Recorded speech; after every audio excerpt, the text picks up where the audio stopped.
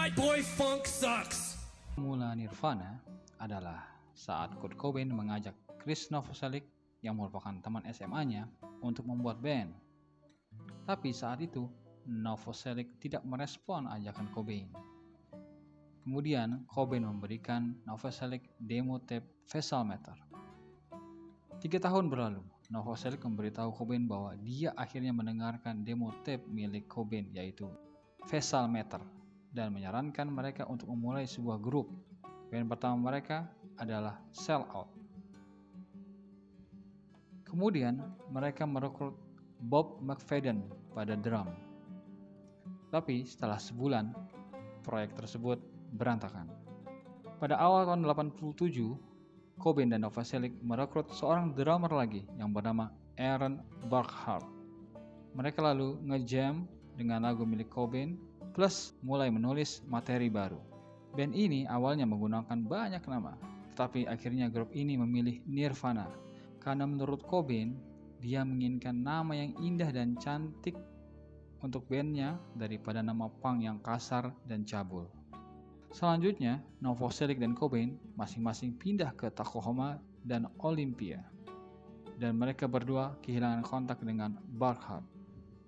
Dan sebagai gantinya, mereka berlatih dengan drummer Dale Crover dari grup band Melvins. Dan Nirvana merekam demo pertamanya pada Januari tahun 88 dengan drummer Dale Crover. Pada awal tahun 88, Crover pindah ke San Francisco dan merekomendasikan Dave Foster sebagai gantinya. Kebersamaan Nirvana dengan Foster pun tidak berlangsung lama, hanya beberapa bulan saja.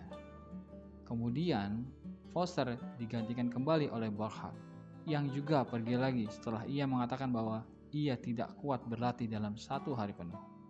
Cobain dan Novoselic lalu memasang iklan untuk mencari drummer di koran The Rocket, namun tidak ada tanggapan yang memuaskan. Lalu seorang teman mereka memperkenalkan mereka dengan drummer Chet Channing. Lalu mereka setuju untuk ngejam bareng.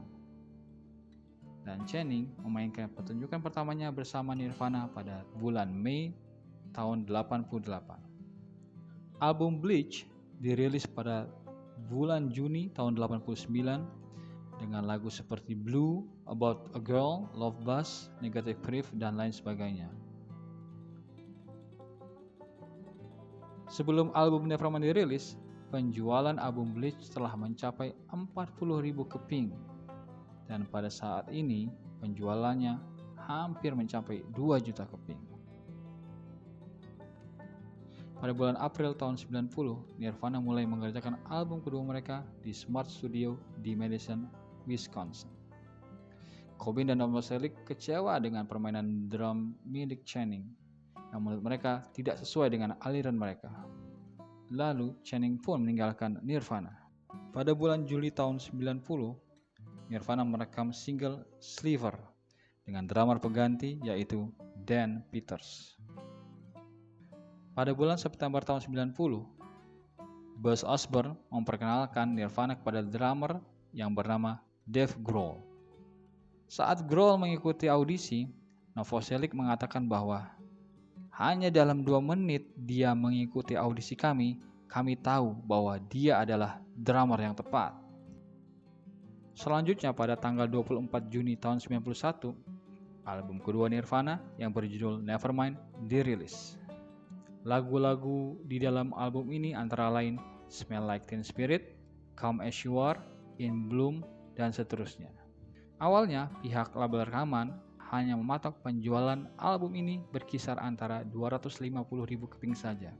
Namun single pertama dari album ini yaitu Smell Like Teen Spirit meledak di pasaran dan dalam seminggu penjualannya mencapai 400.000 keping hanya untuk pasar Amerika saja.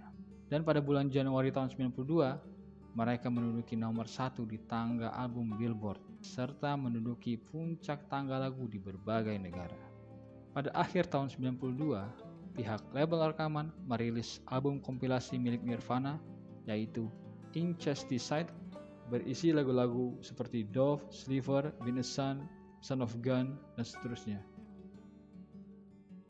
Penjualan album ini mencapai 500.000 hanya dalam waktu 2 bulan saja dan mendapatkan sertifikat gold di Amerika. Pada tanggal 13 September tahun 1993, album In Utero dirilis. Album ini menduduki puncak tangga lagu di Amerika dan Inggris. Lagu-lagu di dalamnya antara lain Serve the Servant, Rape Me, Dumb, dan lain sebagainya. Hingga saat ini, penjualan In Utero mencapai 15 juta keping. Pada bulan November tahun 1993, Nirvana merekam pertunjukan untuk MTV. Di sini, Nirvana melanggar perjanjian dengan MTV, di mana Nirvana tidak memainkan lagu Smell Like Teen Spirit. Padahal, dalam perjanjian, Nirvana diwajibkan membawa lagu yang membuat mereka terkenal. Sebagai gantinya, Nirvana malah membawakan beberapa cover milik grup band Meat Puppets. 1 Maret 1994 di kota Munich merupakan tur terakhir Nirvana. 3 hari setelah konser, pada pagi harinya tanggal 4 Maret di Roma, istri Cobain yaitu Courtney Love menemukan Cobain tidak sadarkan diri di kamar hotel. Lalu dengan segera melarikan Cobain ke rumah sakit. Dan sisa tur Nirvana yang ada pada saat itu dibatalkan semua. Selanjutnya, Kurt Cobain malah tambah kecanduan akan heroin. Kemudian, beberapa temannya meyakinkan untuk Cobain mengikuti rehabilitasi narkoba. Cobain pun menyetujuinya. Namun, belum sampai seminggu, Cobain kabur dari pusat rehabilitasi dan kembali ke Seattle. 1 minggu kemudian, tepatnya pada tanggal 8 April tahun 1994, Kurt Cobain ditemukan tewas bunuh diri dengan cara menembakkan pistol ke dalam mulutnya. Dengan tanggal kematian diperkirakan tanggal 5 April 1994. Selanjutnya, pada November tahun 1994, pihak label rekaman merilis Nirvana MTV Unplugged in New York dan menjadi nomor 1 di tangga lagu Billboard. Dan juga mendapatkan Grammy Awards untuk album musik alternatif terbaik. Kemudian, video Nirvana yaitu Live Tonight Sold Out dirilis setelahnya. Melompat pada tahun 96, album Live from the Muddy Banks of the Whiskas menjadi album Nirvana yang juga menduduki puncak tangga lagu di Billboard.